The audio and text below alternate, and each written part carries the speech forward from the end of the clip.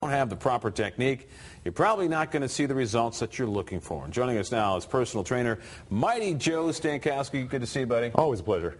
So, you have to have the proper technique, right? Is that really that important? Technique can be overrated. Technique is often not the limiting factor as far as why you're losing body fat or not. But if you're getting injured, then that could be a limiting factor. So we do need to have some certain things that we look at when we're talking technique, whether you're squatting, lunging, bench pressing, rowing, and anything using resistance. We really want to look at a couple simple points. And I've heard this too, and you're going to get into some of the technique parts of it too, but breathing also kind of plays into this. Oxygen and brain cells are kind of like chocolate and peanut butter is the way I look at it. They go together well. Right, because I do see a lot of guys that don't breathe when they're doing stuff. There's a lot of rules on breathing, and yeah, you definitely want to get oxygen. All right, well, what do we have? Where do we start? Simple thing, because you're working with a knee injury still, right. Recent surgery. So a common question people would have is how low should I squat, how far should I go, how heavy, how many reps? So I look at two simple lines. We have a line that goes from our ear to our shoulder to our hip if you're looking from the side, and so I have this nice stick, so if you could kind of face sideways for a camera, we'll use it as a reference point. So we have ear, shoulder, knee. Ear, shoulder, and hip right here.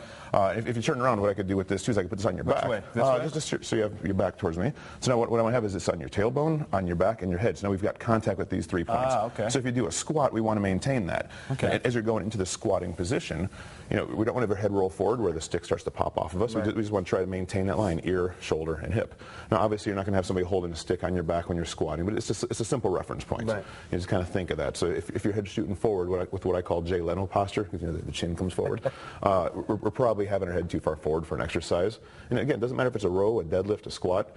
We want to try to maintain what's called neutral spine, and this stick reference is simple enough to really keep you at that guideline. And how important is, obviously the technique is important, but where the placement, like especially like in squats, where you place the bar, does that affect the It's going to change your center of mass. Right. It's going to change the way that you lean. A lot of people use pads on a bar, so they'll use my stick as a bar right now, and they'll put the big thick pad because it seems more comfortable. But that thicker pad kind of pushes you forward even more, so it really makes the exercise a little bit more dangerous. Right. So if you can't toughen up and get used to the bar, you might want to find a different hobby to do or something, I think. And speaking of squatting, talking about that neck going forward, you don't want to put that weight right on the neck. It's a lot of stress. You don't want hundreds of pounds on any vertebrae, not directly anyway. So you have a lot of meat in your traps, so you can kind of tighten up your upper back and have a shelf really for the bar to sit on. So it would be a little bit lower. Now you were showing me earlier when you do the squats, you can tell if you're doing it right or not with the. No, absolutely. And that's if we can kind of get like a front view of you, whichever camera's working. Okay. We have another line we look at from the front. Over here. So we look from the. We're going front. We're going to your front. Okay. Yes. So we were looking before at your side, ear, shoulder, and hip. But now looking from the front, we have shoulder, hip, knee, and foot. So it's another line we can look at right here. Right. And again, if you don't have a stick in the gym, a simple tool you could use, there's often mirrors in a gym, much like this seam right here. Yeah, I know. Two A lot of pieces guys glass. stand in front of the mirrors. Yeah, they do.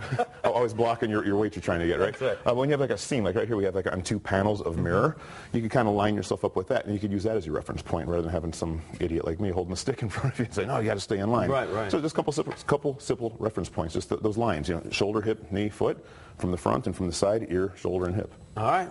Sounds great. Keep you safe. Mighty Joe, thanks, buddy. Appreciate it. You can get more information. Today's Fit on Fox on our website.